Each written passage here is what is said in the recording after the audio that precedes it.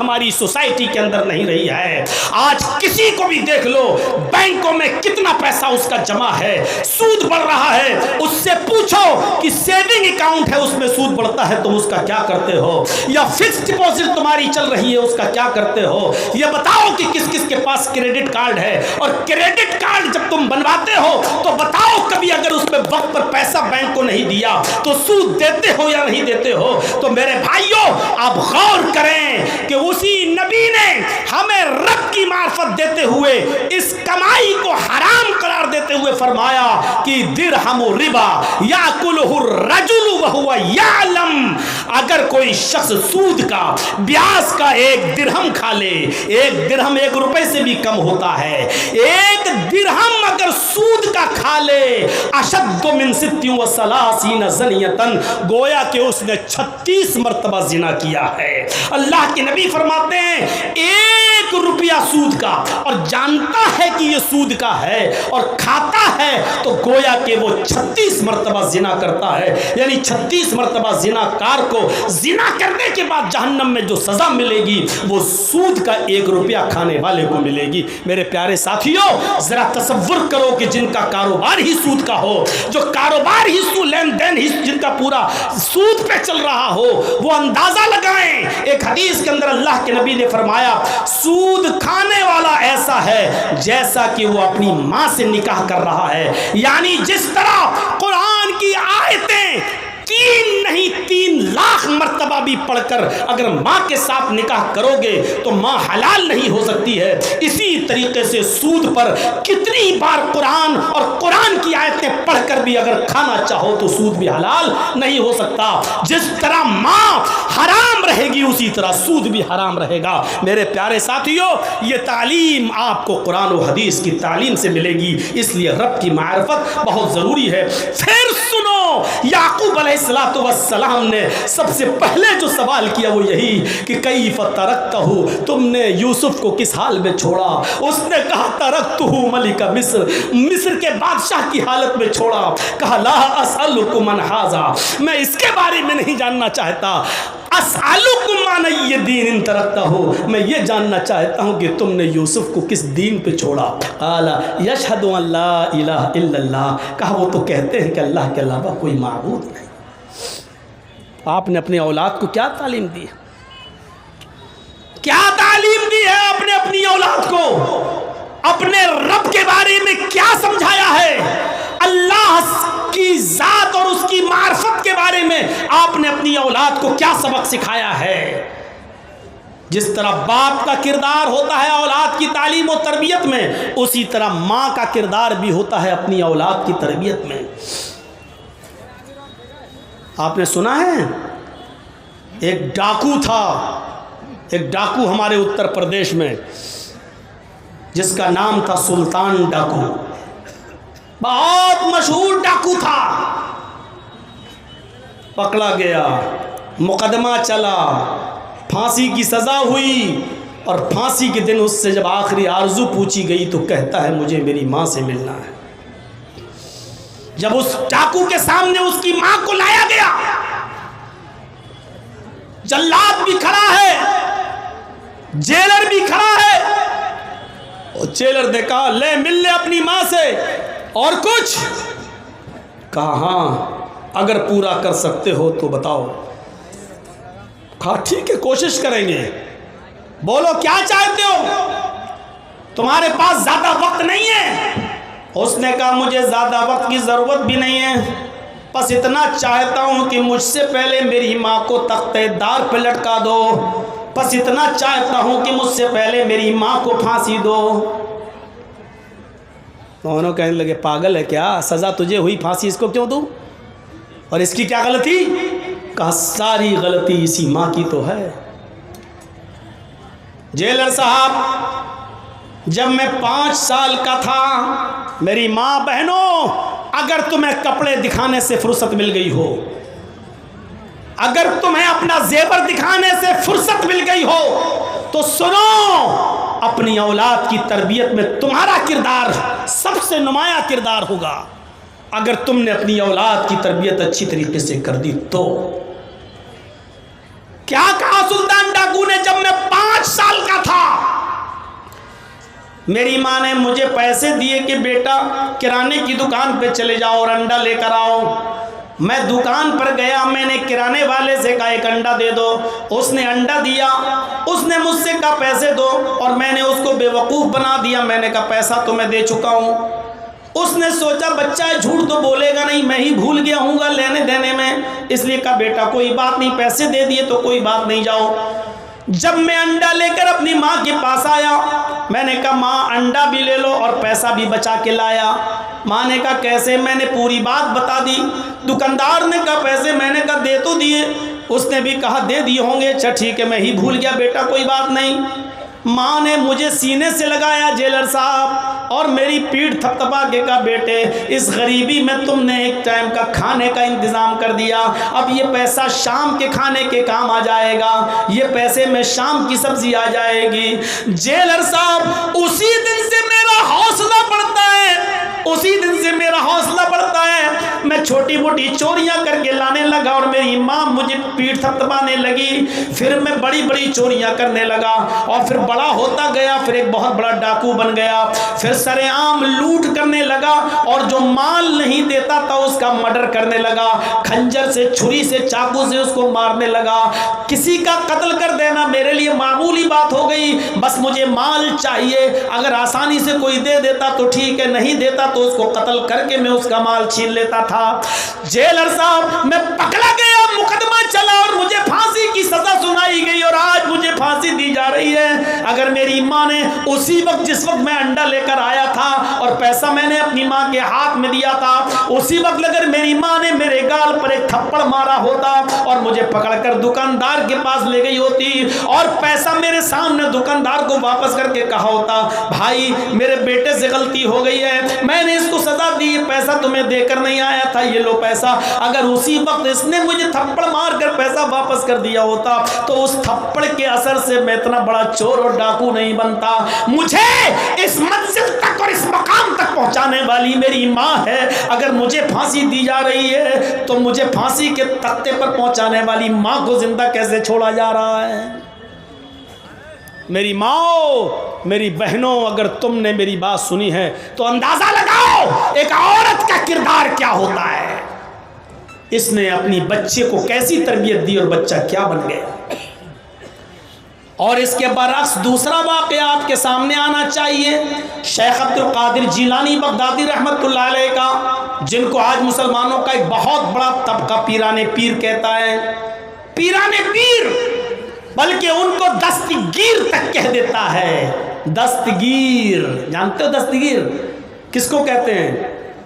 اللہ کو گرنے سے بچانے والا دستگیر۔ اللہ تعالیٰ کے بارے میں یہ عقیدہ ہے ان کا کہ وہ آ رہا تھا، مجھے دکھا رہا تھا چھٹا آسمان، ساتواں آسمان، چوتھا آسمان، اچانک اللہ کا پیر پھسلا، قریب تھا کہ اللہ گر جائے، قریب تھا کہ اللہ گر جائے، میں نے ہاتھ پکڑ کر ان کو کھینچ لیا، اس دن سے نام پڑ گیا عبد القادر دستگیر۔ اللہ پھسل گیا، اللہ گر گیا، اور اللہ کو گرنے سے بچانے والے کون تھے؟ جن کے عقیدے یہ ہوں ان سے کیا توقع رکھی جائے گی۔ عبد القادر جیلانی کی عمر جب 12 سال کی تھی تو یہ قافلے والوں کے ساتھ جا رہے تھے، ماں نے 40 اشرفیاں ان کے کرتے کے استر میں سل دیں اور کہا بیٹے تم جا تو رہے ہو، ان کے ساتھ رہنا، الگ مت ہونا، اور یاد رکھنا حالات کتنے بھی خراب ہوں، کتنے بھی نازک حالات ہوں، کتنی بھی بری کنڈیشن ہو، کیسے بھی حالات ہوں، لیکن بیٹے جھوٹ کبھی مت بولنا، چاہے کتنے برے حالات پیدا ہو جائیں تم جھوٹ مت بولنا، ہمیشہ سچ بولنا، جھوٹ مت بولنا۔ یہ نصیحت کر کے ماں نے اپنے بیٹے کو 12 سال کے بچے کو رخصت کر دیا۔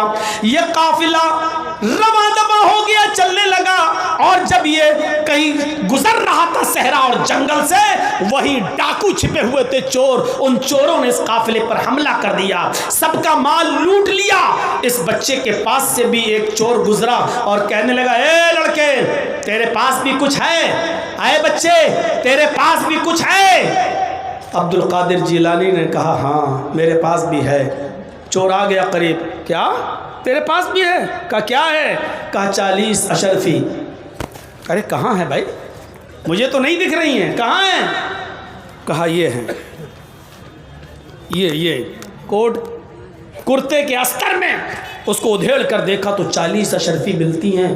چور تنگ رہ گیا، بیٹا یہ تو یہاں چھپی ہوئی تھی، ہم تو یہاں تک پہنچ بھی نہیں پاتے، اور تم تو اتنے چھوٹے بچے ہو کہ تمہاری تلاشی بھی کوئی نہیں لیتا۔ یہ بتاؤ تم جب یہ پیسہ، جب یہ اشرفیاں چھپی ہوئی تھی تو تم نے بتا کیوں دیا؟ کیا جواب دیتا ہے وہ بچہ؟ میری بہنوں سنو، اور میری قوم کی بیٹیوں سنو، میری ماں سنو۔ اس بچے نے جواب دیا کہ جب میں گھر سے نکل رہا تھا تو میری ماں نے مجھے نصیحت کرتے ہوئے فرمایا، بیٹے حالات کتنے بھی نازک ہوں، کتنے بھی ناگفتہ ہوں، کتنے بھی خراب ہوں، لیکن جھوٹ کبھی مت بولنا۔ جب تم نے مجھ سے پوچھا کہ تمہارے پاس بھی کچھ ہے تو میں نے کہہ دیا ہاں۔ جب پوچھا کیا ہے تو میں نے کہا 40 اشرفی۔ میں اپنی ماں کا کہنا کیسے ٹھکرا سکتا تھا جبکہ میری ماں نے یہ کہا تھا کہ حالات کتنے بھی خراب ہوں لیکن بیٹے جھوٹ کبھی مت بولنا، اس لیے میں نے سچ سچ بتا دیا۔ اس چور نے کہا واہ تو اپنی ماں کا اتنا کہنا مانتا ہے، اور میری تو ساری زندگی اسی چوری اور ڈکیتی میں گزر گئی، میں نے تو آج تک اپنے رب کی فرما برداری نہیں کی، میں کتنا بڑا نکما اور کمینہ انسان ہوں۔ وہ اس بچے کو لے کر اپنے سردار کے پاس گیا اور پورا واقعہ بتایا۔ سردار کے اوپر بڑا اثر ہوا، اس نے سارے چوروں کو حکم دیا کہ ان لوگوں کا لوٹا ہوا مال واپس کر دو اور سب توبہ کرو، اور آج کے بعد کوئی بھی نافرمانی نہیں کرے گا اپنے رب کی۔ سب نے اللہ کے حضور سچی توبہ کی اور دعا کی، اللہ کے سامنے گڑگڑائے اور روئے۔ تو میرے بھائیوں، ایک بچے کے سچ بولنے سے سارے کے سارے چوروں نے اللہ سے توبہ کر کے صحیح راستہ پکڑ لیا۔ اس بچے کو صحیح تربیت دینے والی بھی ایک ماں تھی۔ ماں کا کردار بڑا عجیب ہوتا ہے۔ ماں کا کردار، ماں چاہے تو اپنے بچے کو ڈاکو بنا دے، اور ماں کی تربیت چاہے تو اپنے بچے کو ایسا بنا دے کہ وہ وقت کا ایک بہت بڑا ولی اللہ بن جائے، وقت کا ایک بہت بڑا مجاہد بن جائے، وقت کا بہت بڑا خدا ترس بن جائے۔ میرے بھائیوں، یہ آج امام کعبہ کو جو آپ دیکھتے ہو، یہ سدیس صاحب جن کی قرت آپ سنتے ہیں، ان کے بارے میں قصہ معلوم ہے، یہ کوئی شرارت کر رہے تھے تو ماں نے غصے میں بد دعا دی۔ آج کی مائیں کیا بد دعا دیتی؟ مر جا کتے، دکھتا نہیں کتے، ستاتا ہے کتے۔ آج یہ بد دعا دیتی ہے ماں، مر جا نالائق بے شرم، اس طریقے کی۔ اور یہ قاری سدیس، ان سے غلطی ہوئی، ماں کو پریشان کر رہے، ماں نے پکڑ کے تھپڑ لگایا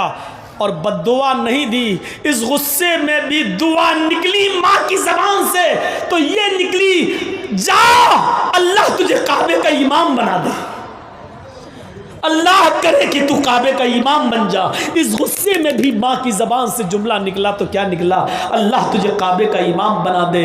نہ جانے کون سے وقت میں اس کی زبان سے یہ دعا نکلی، اور آج وہ بچہ بڑا ہو کر آج خانہ کعبہ کا امام ہے، اس مکے کا امام ہے۔ ہماری ماں بہنوں سنو، یہ تربیتیں ہوتی ہیں ماں کی اپنی اولاد کے تعلق سے۔ آج ہماری تربیت کیا ہے؟ آج ہماری تربیت کیا ہے؟ ارے ابن ربیعہ کا واقعہ سنے ہو؟ تاریخ خطیب بغدادی پڑھی، خطیب بغدادی نقل کرتے ہیں، ابن ربیعہ کے باپ ربیعہ ابن الفروخ تھے، بیٹا پیٹ میں ہے، حمل ہے، 1-2 مہینہ باقی ہے بچہ پیدا ہونے میں، لیکن سفر پیش آ گیا۔ ان کو سفر پہ جانا تھا، 20,000 دینار اپنی بیوی کو دیتے ہیں ربیعہ، اور کہتے ہیں کہ لو میں خرچے کے طور پر یہ 20,000 دینار دے کر جا رہا ہوں، مجھے آنے میں 2 مہینے بھی لگ سکتے ہیں، 1 سال بھی لگ سکتا ہے، سفر لمبا ہے، 2-3 سال بھی لگ سکتے ہیں، میں جا رہا ہوں۔ ربیعہ اپنی بیوی کو 20,000 دینار دے کر چلے جاتے ہیں، لیکن ربیعہ کو لوٹنے میں 27 سال لگ گئے۔ 1 سال نہیں، 2 سال نہیں، 3 سال نہیں، پورے 27 سال کے بعد ربیعہ ابن الفروخ جب لوٹ کر آئے تو اس زمانے میں یہ حدیث بھی ہے، اب تو خیر موبائل کا زمانہ ہو گیا ہے، آپ کہیں باہر سے ہیں تو اپنے گھر جانے سے پہلے فون کر دیں اپنی بیوی کو کہ میں آ رہا ہوں اور اس وقت تک گھر پہنچ جاؤں گا.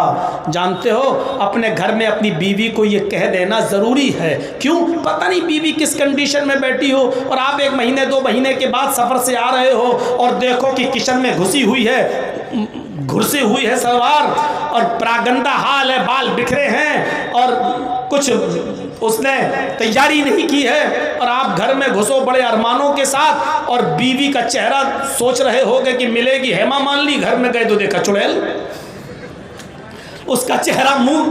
اب آپ کے غصے میں طلاق طلاق طلاق. کم بخت میں تو آیا ہوں سوچ کے کچھ اور تو بھوتنی بنی بیٹھی ہوئی ہے. اسی لیے حدیث کے ایک لفظ پر غور کیجئے. اللہ کے نبی کہتے ہیں اطلاع کر دو. اس زمانے میں کہہ رہے ہیں کہ اطلاع کر دو. اور کوئی آدمی جب باہر سے آتا تھا تو اپنے گاؤں کی مسجد میں رک جاتا تھا اور مسجد سے رک کر کسی کو بھیج کر کہتا تھا کہ تمہارے شوہر آ چکے ہیں, مسجد میں ہیں, کیا گھر میں آنے کی اجازت ہے؟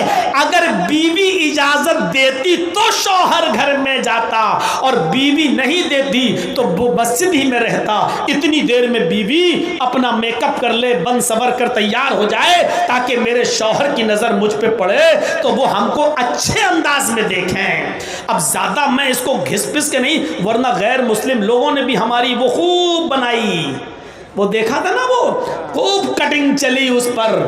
وہ گھر میں رہتی ہو ایسے بن کر اور باہر جاتی ہو. اور میں نے کہا کہ جو عورت اپنے شوہر کے لیے بن ٹھن کے نہیں رہتی ہے اس عورت کو یہ کہنے کا کوئی ادھیکار نہیں ہے کہ تم رات میں 12 بجے کیوں آتے. کتنا لوگوں نے اس پہ انسٹاگرام پہ چلایا, غیر مسلموں نے بھی اس میں 1-1 کروڑ روپیہ کمایا. میرے بھائیوں ذرا غور کرو, اس کو اتنا اچھالا اس کو کہ آج تمام, اب تو ٹرینوں میں جاؤ تو ٹوپی نہ لگاؤ تو غیر مسلم بھی پہچان لیتے مجھے. آپ کی شکل وہ لگ رہی ہے, یوٹیوب والے مولانا لگ رہے ہیں آپ, وہی ہے نا. اب تو یہ حال ہو گیا ہے کہ اگر پینٹ شرٹ پہن کے بھی سفر کرو تب بھی لوگ پہچان لیتے ہیں. یہ صورتحال ہو گئی اب اس ویڈیو کے بعد سے. تو میرے بھائیوں, ربیہ ابن الفروخ جب آئے مسجد میں ٹھہر گئے اور گھر خبر بھجوا دی کہ میں آیا ہوں 27 سال کے بعد, بتاؤ میں گھر پہ کب آ جاؤں. تو بیوی نے کہا کہ تم مغرب کی نماز کے بعد گھر پہ آنا. شوہر نے عصر کی نماز مسجد میں پڑھی, ایک خوبصورت نوجوان لڑکے نے نماز پڑھائی اور چلا گیا. مغرب کی نماز کے لیے وہی خوبصورت نوجوان لڑکا آتا ہے, اچھی قرات کرتا ہے اور بہترین انداز میں درس دیتا ہے. اس درس میں لوگوں کو رلا دیتا ہے, سب کی آنکھوں میں آنسو آ جاتے ہیں. ربیہ ابن الفروخ مسجد کے کونے میں جاتے ہیں, اپنے دونوں ہاتھوں کو اٹھا کر کہتے ہیں اللہ کاش تو نے مجھے بھی کوئی بیٹا دیا ہوتا, کاش تو نے مجھے بھی کوئی اولاد سے نوازا ہوتا, میں بھی اپنی اولاد کو, اپنے بیٹے کو ایسا ہی عالم بناتا, ایسا ہی حافظ بناتا, ایسا ہی قاری بناتا. آج اس کی زبان سے قرآن کے الفاظ سن کر میرا دل خوش ہوتا. اس نوجوان کی قرات اور تقریر سے متاثر ہے.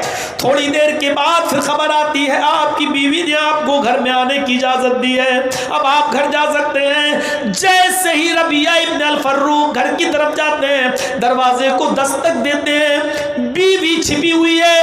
بیٹے نے دروازہ کھولا جو اب 26 سال کا ہو چکا ہے. جب اس نے دروازہ کھولا تو سلام کیا ربیہ ابن الفروخ نے, السلام علیکم. بیٹے نے جواب دیا وعلیکم السلام. ربیہ نے بیٹے کو دیکھا کہ یہ وہی بچہ ہے جو مسجد میں عصر کی نماز پڑھا رہا تھا اور مغرب میں خوبصورت انداز میں قرات کر رہا تھا. ربیہ چونکے اور پھر سوچا کہیں کرایہ دار تو نہیں ہے, کہیں کرائے کے مکان میں تو نہیں رہتا ہے. بیوی جو چھپی ہوئی تھی وہ باہر آتی ہے, کہتی ہیں ربیہ یہ تمہارا بیٹا ہے ابن ربیہ, یہ تمہارا لخت جگر ہے جس کو تم میرے پیٹ میں امانت سمجھ کر چھوڑ گئے ہو. یہ تمہاری امانت تھی, تمہارے جانے کے بعد 2 مہینے کے بعد یہ میں نے اس کی ولادت کی پیدا ہوا, پھر میں نے اس کی کی اچھی تعلیم و تربیت کی۔ ربیہ نے جب دیکھا کہ یہ میرا بیٹا ہے تو آسمان پہ نظریں ڈالیو، کہا اللہ میری دعا مانگنے سے پہلے ہی تو نے قبول فرما لی، اور میں جیسی اولاد چاہتا تھا وہ اولاد تو نے مجھے عطا فرمائی۔ پھر وہ دونوں میاں اور بیوی اپنے روم میں جاتے ہیں، اور جانے کے بعد شوہر نے کہا میری بیوی 20,000 دینار میں تمہیں دے کر گیا تھا، کچھ بچا یا نہیں؟ بیوی نے کہا اب یہ بتاؤ کہ 20,000 دینار تمہیں زیادہ محبوب ہے یا اس بچے کی تعلیم، اس بچے کی تربیت جو میں نے اس بچے کے اوپر خرچ کیا ہے؟ فرمایا میری بیوی تو نے 20,000 دینار کو ضائع نہیں ہونے دیا، 20,000 دینار کو تو نے برباد نہیں کیا، تو نے اس کو صحیح جگہ پہ لگایا، تو نے اس کو صحیح مقام پر خرچ کیا۔ اللہ نے مجھے صالح اور نیک اولاد اور عالم و فاضل و قاری کی شکل میں مجھے دے دی، یہ بہت بڑی امانت ہے۔ اے میری بیوی تو نے میری امانت کا صحیح استعمال کیا ہے۔ میرے بھائیوں، ایک عورت اگر چاہے تو شوہر کی غیر موجودگی میں بھی اپنے بچے کی تربیت کر سکتی ہے۔ اسکولوں میں تربیت نہیں ملے گی، کالجز میں تربیت نہیں ملے گی، بڑے بڑے ڈگری کالجز میں تربیت نہیں ملے گی۔ کیوں؟ اگر کالجز اور ڈگری کالج اور اسکولوں میں اور میڈیکل کالجوں میں اگر تربیت ملی ہوتی تو آج بڑے بڑے پڑھے لکھے لوگ پینٹ کی چین کھول کر گدھے اور کتے کی طرح سڑکوں کے کنارے پہ کھڑے ہو کے پیشاب کرتے ہوئے نظر نہیں آتے۔ آج ان کا کھڑے ہو کر سڑکوں پر کھڑے ہو کر پیشاب کرنا یہ بتاتا ہے کہ انہوں نے صرف ڈگریاں حاصل کر لی ہے، تربیت نہیں۔ تربیت ماں کی گود سے ملتی ہے۔ مدرس لیپ از فرسٹ کالج فار چلڈرن، ماں کی گود یہ بچے کا پہلا مدرسہ ہے۔ اگر بچہ ماں کے پیٹ سے تربیت حاصل کر کے نہیں نکلا تو زندگی میں کہیں تربیت حاصل نہیں کر سکتا ہے۔ اور یہ تربیت ملے گی مدرسوں سے، یہ تربیت ملے گی تمہیں ماں کے گود سے۔ اس لیے ایسی تربیت اگر اپنی اولاد کی چاہتے ہو تو اچھی ماؤں کا انتخاب کرو اور اچھے مدرسوں کا انتخاب کرو۔ تو میرے پیارے ساتھیوں، ہم کیا تربیت دیں گے؟ ایک کتاب آپ نے سنا ہوگا، ایک صحابیہ کا واقعہ، اور ایک کتاب ہے جس کتاب کا نام ہے تذکرۃ الحفاظ۔ اس کتاب کے رائٹر ہیں علامہ شمس الدین ذہبی رحمۃ اللہ علیہ۔ علامہ شمس الدین ذہبی کی مشہور کتاب ہے تذکرۃ الحفاظ۔ اس میں ایک صحابیہ کا واقعہ نقل کیا گیا ہے کہ ایک صحابیہ جب ان کے گھر میں بچہ پیدا ہوا، ایک صحابیہ جب ان کے گھر میں بچہ پیدا ہوا تو جب بھی وہ بچہ پیشاب کرتا تھا وہ صحابیہ عورت اس بچے کی شرمگاہ پر پانی کا لوٹا ڈال دیا کرتی تھی، پانی کا برتن ڈال دیا کرتی تھی۔ جیسے اس بچے نے پیشاب کیا ماں اس بچے کی شرمگاہ پر پانی بہا دیا کرتی تھی۔ بچہ یہ سب کچھ دیکھتا تھا، اور ایک دن آیا جب بچہ چلنے کے لائق ہو گیا، پہلا دن تھا۔ اور سنو، میری مائیں سن رہی ہیں تو سنیں، میری بہنیں سن رہی ہیں تو سنیں، اس بچے کا پہلا دن تھا کھڑے ہو کر چلنے کا۔ اور جب پہلا دن تھا بچے کے کھڑے ہو کر چلنے کا، اور بچے کو جب پیشاب لگا تو بچے نے پانی کا چھوٹا سا برتن اٹھا لیا، اور اسے اٹھایا دونوں ہاتھ سے اور لے کے چلنے لگا۔ بچہ نالی کے کنارے بیٹھ گیا اور پیشاب کرنے لگا۔ اس بچے کو نہیں معلوم کہ پانی کس ہاتھ میں پکڑنا چاہیے، اس کو نہیں معلوم کہ شرمگاہ کس ہاتھ سے پکڑنا چاہیے، اس کو نہیں معلوم کہ آب دست یا استنجے کے لیے پانی کیسے لینا چاہیے، اس کو کچھ نہیں معلوم۔ اس کو اتنا معلوم ہے کہ پیشاب کرنے کے بعد ماں میری شرمگاہ پہ پانی ڈال دیتی ہے۔ اس بچے نے پیشاب کیا، اور بچے نے پیشاب کرنے کے بعد پانی ایسے لیا اور اپنی شرمگاہ پہ ڈال لیا۔ ماں یہ منظر دیکھ رہی ہے کہ میرے بچے نے پیشاب کیا اور پانی لے کر اس نے اپنی شرمگاہ پہ ڈال لیا، تو دور سے ہی روتے ہوئے کہتی ہے فزت برب الکعبہ، کعبے کے رب کی قسم میں کامیاب ہو گئی، کعبے کے رب کی قسم میں کامیاب ہو گئی۔ میں اپنے بچے کو جو سکھانا چاہتی تھی سکھا دی، میں اپنے بچے کو جو تعلیم دینا چاہتی تھی دے دی، میں اپنے بچے کو جو بتانا چاہتی تھی وہ بتا دی۔ اب اگر میری روح بھی نکل جائے تو مجھے پرواہ نہیں، اس لیے کہ میں اپنے بچے کو جو تربیت دینا چاہتی تھی وہ تربیت دے دی۔ آئے اپنے 5 اور 6 سال کے بچوں کے پینٹ کی چین کھول کر نالیوں کے کنارے کھڑے ہو کر پیشاب کرانے والی ماؤں بہنوں، تم اپنے بچوں کو کیا تربیت دے رہی ہو؟ آج تمہاری گود میں پلنے والی 10 سال کی لڑکیاں بھی کیسے کپڑے پہن رہی ہیں، 12 سال کی بچیاں کیسے کپڑے پہن رہی ہیں، اور تو اور مجھے نہیں معلوم کہ تمہارے جھارکھنڈ کا کیا حال ہے۔ آؤ لکھنؤ کی سرزمین پر